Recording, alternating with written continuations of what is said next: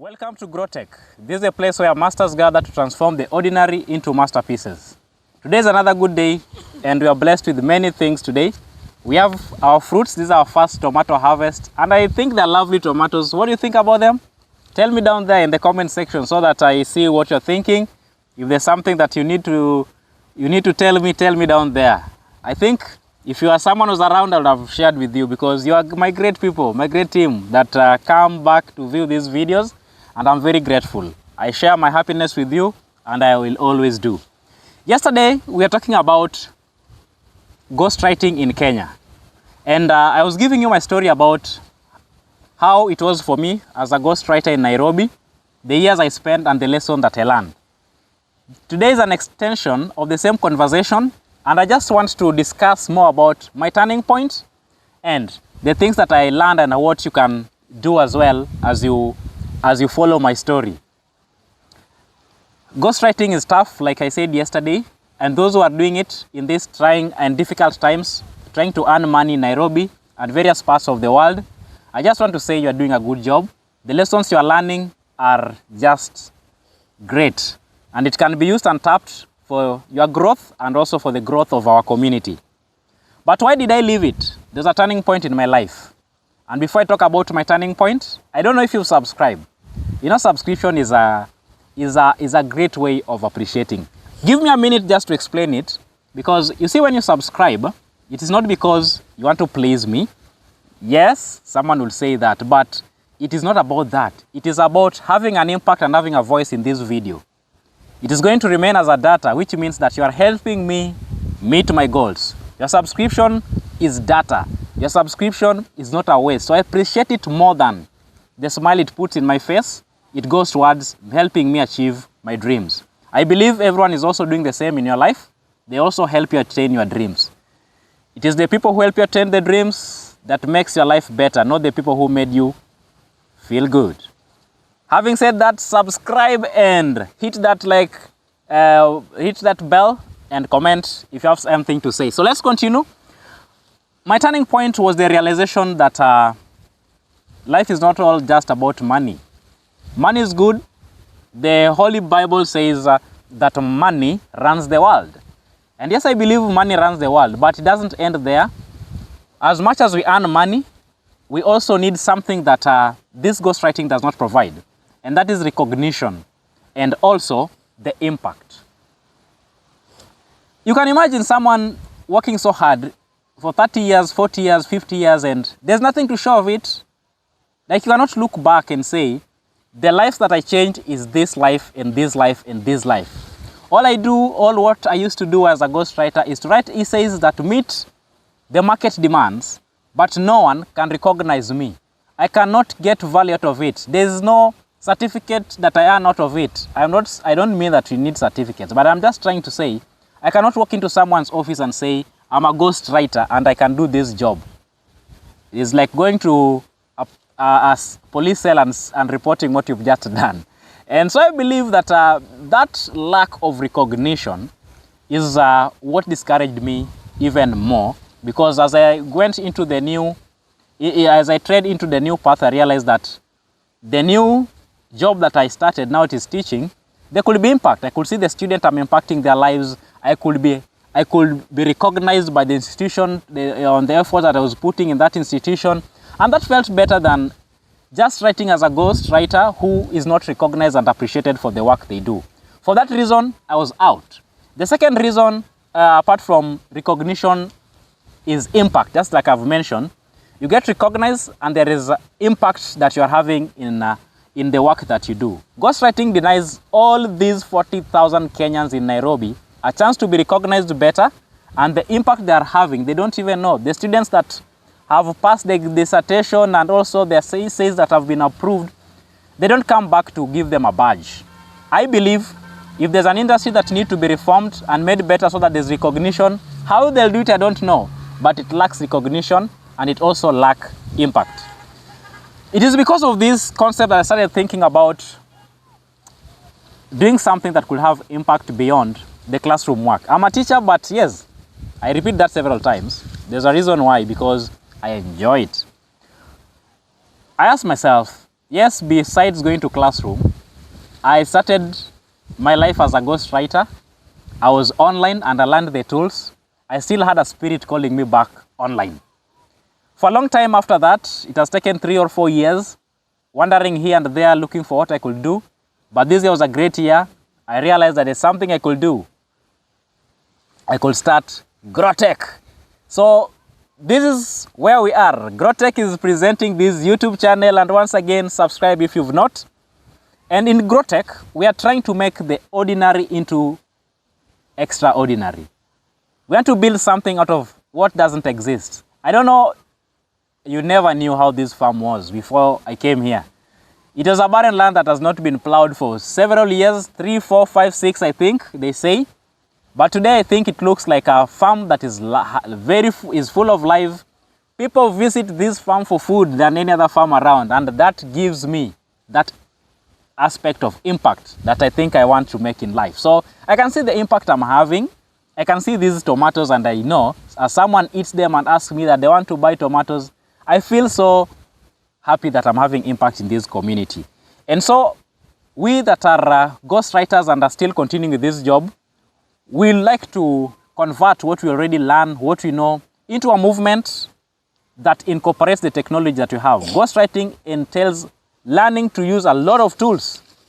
You have to use a lot of tools, and in the process as you use these tools, you learn a lot of skills, and these skills are supposed to be tapped for something higher than a student overseas who does not say thank you directly, and they cannot even give you a tip. If there's a tip for the work you've done, I believe someone else take the tip, not the writer that is in Nairobi.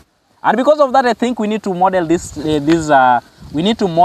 industry. But that could be difficult. We can model our life. We can change it to something better. Because, again, ghostwriting lacks ethics and sustainability. We need to do things that are sustainable and things that are ethical. The issues that was being raised while I was watching that video on BBC was about ethics. Ethics are rising because this is stealing exams, if you ask me. Of course, someone is going to pass, people are busy, we are looking for money, but it's not ethical. The money that I earn, I think, needs to be ethical. It needs to be money that I can shout in the microphone and say, yes, this is my hard-earned money, and it is ethical as well. Additionally, it should be sustainable. The source of income that you have should be sustainable. It should be something that can pass the test of time. Starting this channel is one of the sustainable things that I think I can mention. And the reason why I call it sustainable is because it takes a long time before it gives you returns. There's patience in this thing. And the number keeps growing. They grow pole pole. Pole pole means slow. But finally, there is sustainability to the work that we do. The impact that we do is sustainable. People come to the farm. People ask me about questions about this farm. Yeah, those are things that keep us going as human beings. They help us because we get direct feedback for the work we are doing, and people ask us about how we are doing in this farm. So that is good. I believe behind the scenes, behind me, you can see people moving and buying vegetable. Yeah, my vegetable is really fresh. This line is fresh of green vegetable. Do you want to know the seeds of these seeds? These are great seeds, are nice seeds. But I won't mention a company yet. I'll come to mention them later. Not that I don't recognize them. I recognize them. And I don't need to wait until they recognize me to name them. I'll name them because they've given me good seeds, and I'm eating the products of their seeds. Now, what I want all of us to do, including ghostwriters in Nairobi, is to see technology as a tool that is incorporating both ethical and sustainable aspects of our life. As a ghostwriter, there are tools I used to use then. One of them was Grammarly. Grammarly is used to check grammar. After writing, when you're typing, you type very fast. Like, it's very fast. You don't check what you've stated, you don't check what you've written, it's just very fast. But finally, after you've done you've reached the words. For example, if you are writing 1,000 words, you'll ensure that you've written at least 1,200, so that as you edit this work, as Grammarly goes through it, it reduces the words sometimes to where you need it. Then you'll proofread your work again, and then that is it. The work will be ready for submission. Apart from Grammarly, you also used to use Turnitin. Turnitin was a tool that was used to confirm and to verify that the work you've submitted is original and it has not been plagiarized. And we had Google Scholar. The Google Scholar was used to cite the work that you've done. And so we interacted with these tools then. I interacted with these tools and I knew how to use them. And it was so nice to learn how to do a research and to present a paper that is appealing and approved by professors overseas. For the ghostwriters today, I just want to say that we've learned these skills and we need to put them and to take them to the next level. I believe even today, before this video will be uploaded, there will be tools that I'm going to use to edit this video to ensure that this video is well polished, that this video is fine. And as I use these tools, I improve the quality of my videos. You realize that they're not the best, they're not perfect, but you cannot wait until it is perfect to start. If you wait for perfection, you'll never do anything in life. I know one time it will reach when we shall have well-polished videos, because I shall also have learned how to use technology to drive change and to use it as a tool. So each and every one of us, including those who are not ghostwriters, we have many tools today. It is time that we start using these tools and learn how to use them. I know I spend a lot of time in social media, I also do, but it will be good for us if in a number of occasions we get to interact with these tools and know how to use them. Even ChatGPT, there are many who don't know how to use it well. Yes, we prompt and we ask it things, but the prompt and the instruction you give it. I normally use this example. If I send someone right now with 100 or 500 shillings to go to the supermarket and bring me a kilogram of sugar and 2 kilograms of maize flour, what they'll bring is what they think. Finally, they'll come with a brand that I don't like of both the sugar and the flour. And what will I do? I'll say, Bana, return those things. I don't need them. I wanted you to bring this specific brand. You know, the reason why this person has brought the wrong one is because you did not prompt them well. You did not give them the full instruction and guidance and directions on what they need to give you. ChatGPT operates the same way. If you don't give it the full information it needs, if you hide information from it but expect it to give you, where does it get it from? Nowhere. So we need to give it all the information. What I'm trying to say is that we need to learn how to use it so that when you prompt ChatGPT, it gives you exactly what you want. And when you get what you want, yeah, you become happy. You can use it for the purposes that you wanted to, and that keeps you going. So we need to use technology differently.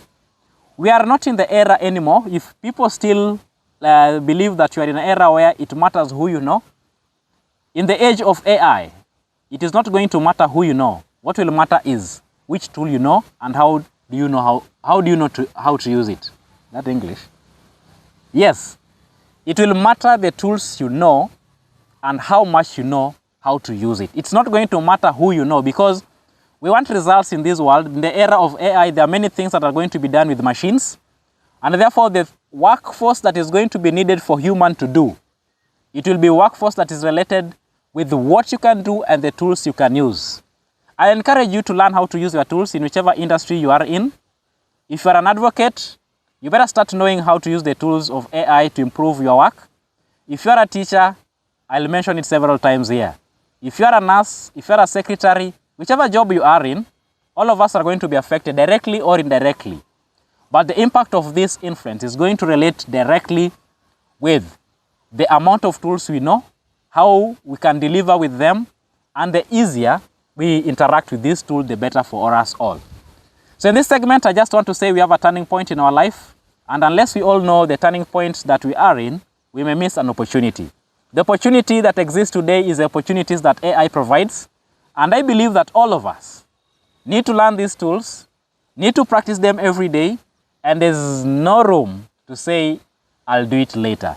Don't postpone. Start learning how to use these tools, especially if you are young. If you are soon retiring, better for you, because no one will give you pressure. Life itself may not give you pressure, because soon you will not have to use these tools. Perhaps you just want to relax. But if you're a young and vibrant man and woman, then you need these tools to improve your welfare, to improve what the services you offer, and to enjoy the work you do, because it has been made much simpler, much easier, and always good. So welcome to GrowT3ch, and these are our tomatoes. Finally, how much is this? I think I'll save my money this week for tomatoes. I'll enjoy tomatoes from my farm. You need to know your farmer. And I think, yeah, you need to start that conversation of eating the food you know, where it came from, and having a relationship with your farmer. So I'm one of the farmers who wants to have a relationship with their consumers. Impact. That is, I want consumers that will appreciate my work directly. Not consumers who may not even know where this farm is. But that will be on another segment, conversation for another day. For now, I just want to thank you for watching this video. If you've enjoyed it to this time and you've not subscribed, please subscribe, hit that bell so that next time I upload a video like this, you get an equal share of the video and you get to watch it without losing it and without missing it. And you get it exact time that I bring it on. Take care of yourself and see you next time.